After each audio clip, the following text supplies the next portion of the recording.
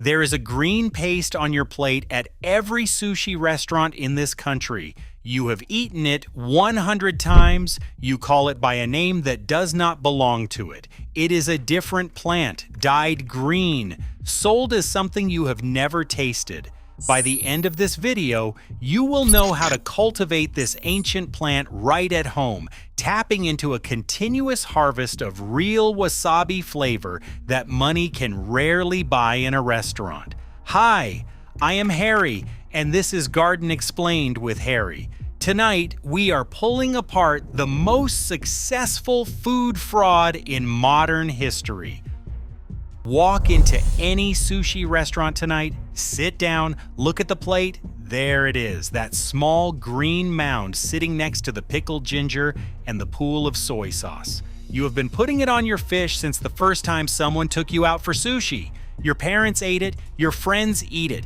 Every food show on television shows chefs smearing it across their plates with confidence. The entire world treats this green paste as one thing, and the entire world is wrong. That green mound is horseradish, not a special variety, not a Japanese strain. Common horseradish, the same root that sits in jars next to the mustard at the grocery store.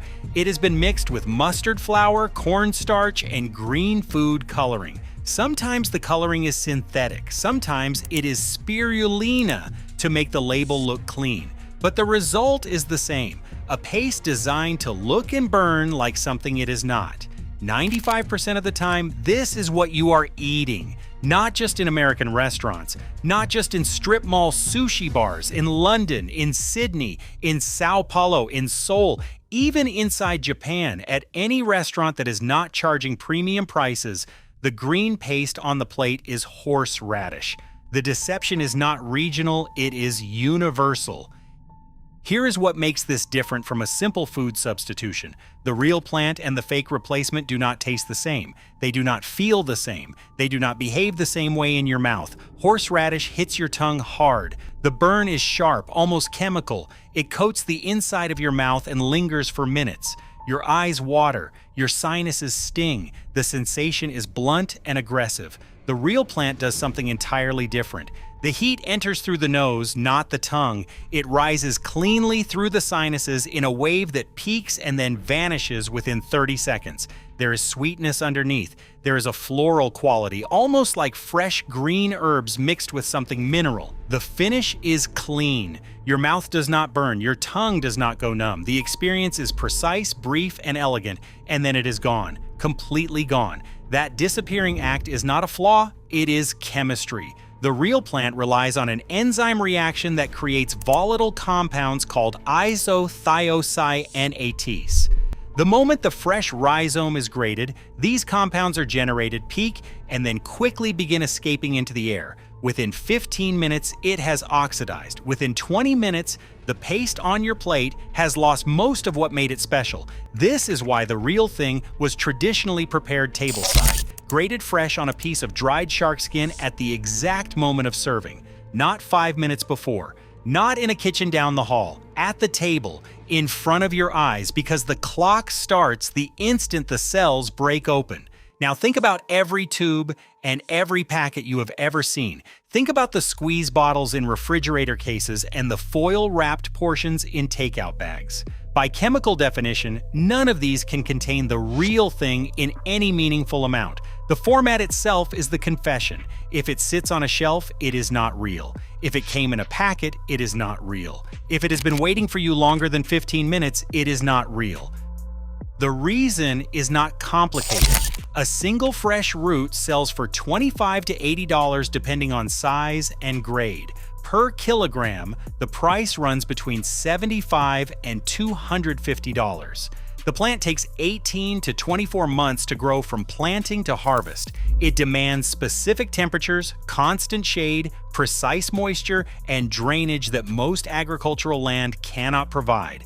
It is considered one of the most difficult crops to grow commercially on Earth. No restaurant chain can scale that. No fast casual sushi operation can absorb that cost. So the industry made a decision. They replaced the real thing with something cheap and hoped nobody would notice. Nobody noticed. For decades. because you cannot miss what you have never been given.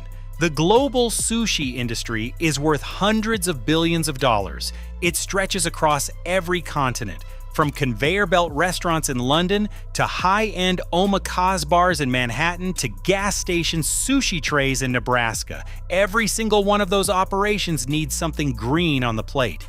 Real wasabi cannot supply even a fraction of that demand, so horseradish fills the gap. Mixed in factories in China and the United States, packaged in tubes stamped with Japanese characters that most buyers cannot read, shipped in bulk to distributors who stock it without question, the system does not hide what it is doing. It simply never tells you. But 500 years before the first sushi restaurant opened in New York, farmers in the mountain valleys of central Japan were growing this plant in cold, clear streams running down volcanic slopes, and they were eating every part of it. The plant is wasabi, real wasabi, Eutrema japonicum, and the place it comes from looks nothing like a farm. On the Izu Peninsula, south of Tokyo, mountain streams cut through forests of Japanese cedar.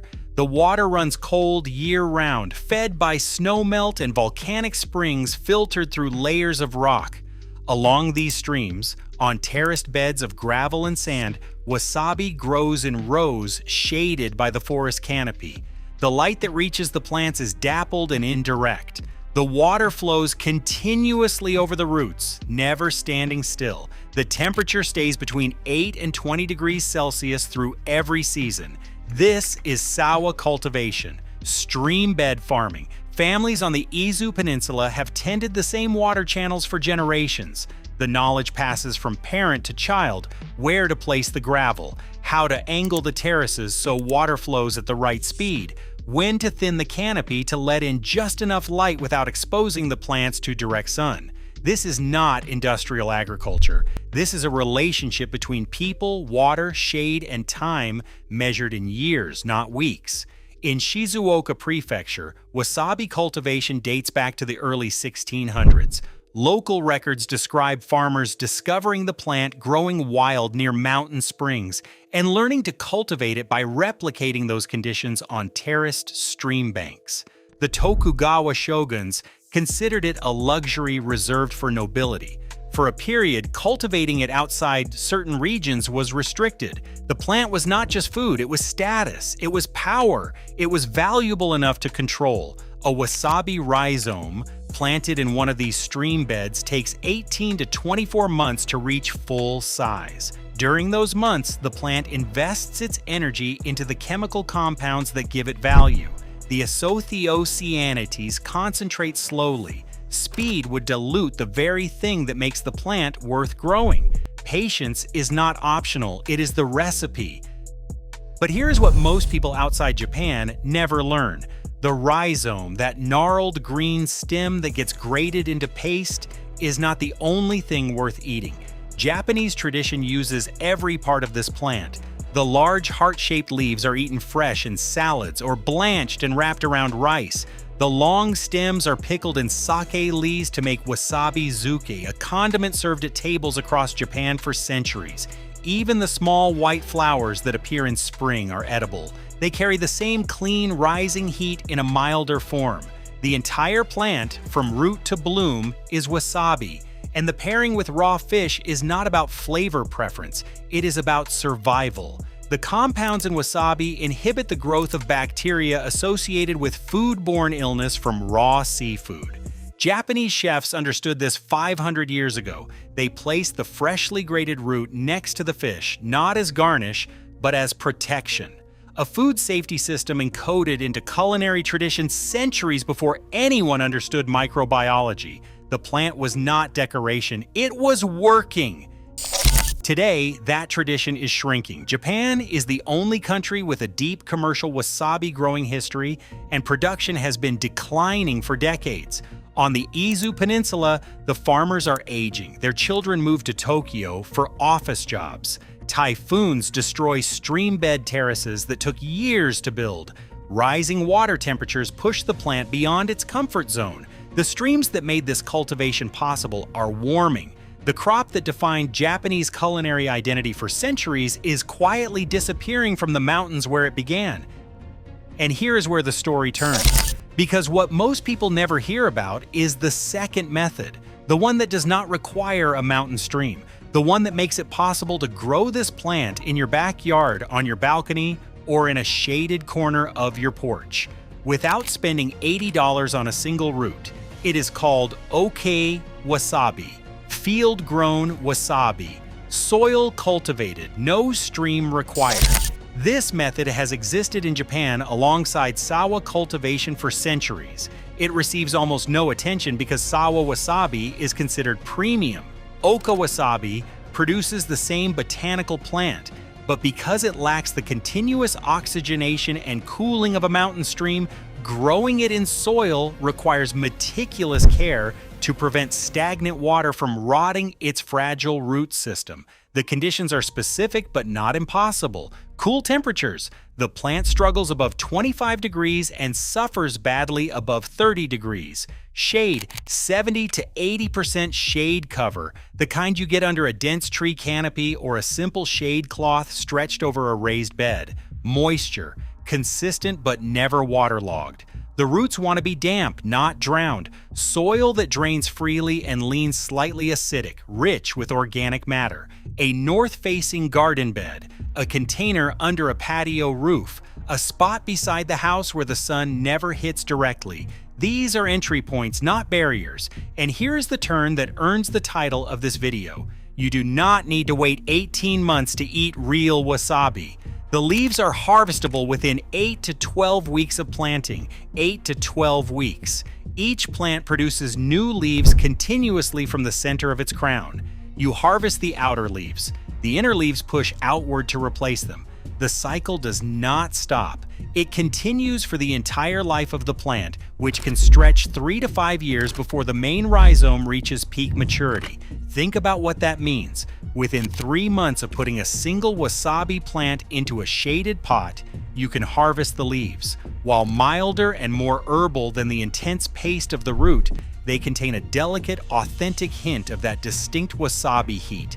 You chop the leaves into salads, you blend them into pesto, you pickle the stems the same way Japanese families have done for centuries, you dry the leaves and grind them into seasoning. You steep them in oil or vinegar, and the heat infuses slowly over days. Every week, new leaves replace the ones you took. The plant does not stop producing. And as it matures, something else happens. The base of the crown begins producing offsets. Small side shoots emerge alongside the main stem. Each offset can be separated carefully and replanted as a new independent plant. One plant becomes two become four. Each one produces harvestable leaves within weeks of being transplanted. After 2 years, you can harvest the main rhizome if you choose. Grate it fresh at your own table on a fine ceramic grater. 15 minutes of the real thing, the flavor that 99% of the world has never experienced. Then replant the offsets and start the cycle again. It has no endpoint. One purchase becomes a colony. This is not theoretical. Growers in the Pacific Northwest have established wasabi operations in the shaded understory of Douglas fir forests in Oregon and Washington. A pioneering farm in Dorset, England successfully adapted old Victorian watercress beds to replicate Japanese mountain streams, proving that with the right gravel and flowing water infrastructure, it can thrive outside Japan. Operations in Tasmania produce wasabi for Australian restaurants 12,000 kilometers from Japan. Farms in British Columbia supply high-end kitchens across Western Canada. The myth that this plant only survives in Japanese mountain streams died years ago. The plant needs cool shade, clean water, and patience. Those conditions can be created in a greenhouse, a basement with grow lights, a shipping container, or a balcony that faces north. In colder climates, the plant goes dormant in winter but returns in spring. In mild climates, it grows year-round. Container growers bring it indoors during heat waves and set it back outside when temperatures drop. The plant actually prefers the cold. It thrives in conditions that would stress most crops. While your tomatoes die at the first frost, wasabi is settling in for its most productive season. The math closes the argument. One wasabi start plant costs $8 to $15 from a specialty nursery. That single plant produces 3 to 6 offsets over its lifetime. Within 3 years, a single purchase becomes a self-sustaining patch, producing continuous leaf harvests and periodic rhizome harvests worth $25 to $80 each at retail. Your leaves have been feeding you since week 12. Your offsets have been multiplying since year 1. The only ongoing cost is water and the restraint to not harvest everything at once. Every sushi restaurant you walk into tonight will place a green mound on your plate. It will be horseradish. It will be mustard flour. It will be food coloring shaped into a lie that the entire industry agreed to tell. You will look at it and you will know. The real thing is growing on a mountainside in Japan right now in cold water, under cedar shade, taking its time. Or it is growing in a pot on someone's porch in Portland, pushing out a new leaf this week that nobody had to buy and nobody had to ship across an ocean. One plant, infinite leaves, the real flavor, 15 minutes at a time, whenever you want it. And every restaurant you have ever walked into served you the imitation instead.